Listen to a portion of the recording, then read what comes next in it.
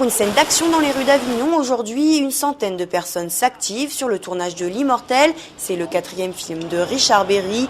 Les curieux qui passent par là n'en reviennent pas. Franchement, on se croirait vraiment au cinéma.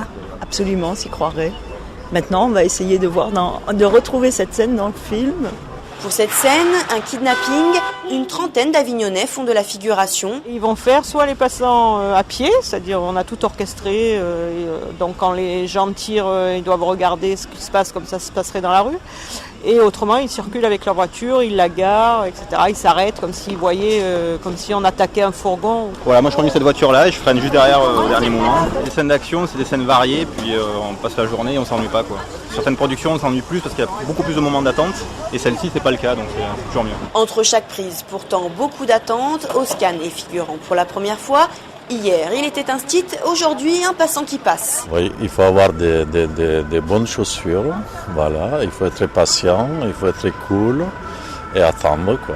Après, on vous dit top, on commence et puis on attaque, quoi. Quand c'est action, c'est action. Jean Reno, rôle titre dans ce film, n'apparaît pas dans cette scène. Par contre, Marina Foïs attend son tour. Charlie Mattei a planqué ses enfants à Avignon.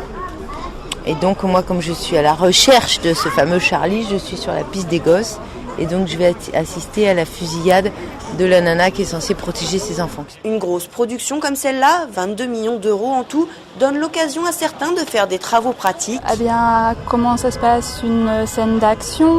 Qui dirige? La difficulté de travailler en milieu naturel. Après, quand on écrit, ça nous fait réfléchir à est-ce que cette scène-là est bien nécessaire? Est-ce qu'elle va vraiment apporter?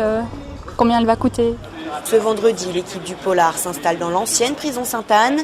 Joe Star y est attendu. La suite, ça se passera à Marseille. Fin du tournage en juin.